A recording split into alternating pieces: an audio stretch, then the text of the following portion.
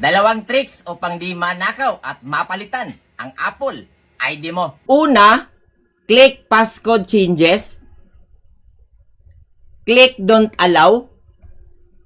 Pangalawa, click account changes. Click don't allow. Napansin nyo ba na nakabold pa yung ating pangalan at pwede pa nating i-edit ang ating Apple ID? Upang maiwasan, ang una po nating gagawin, click natin itong settings. Click screen time. Scroll down lang tayo. Click restrictions, content and privacy restrictions. Scroll down lang tayo.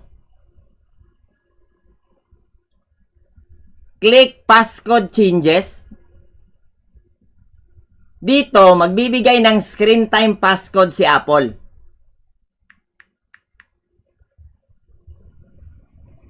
Click don't allow.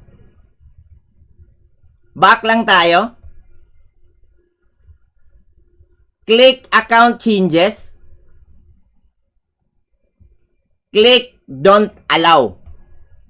Kung napapansin po natin, naka-hide na ang ating Apple ID.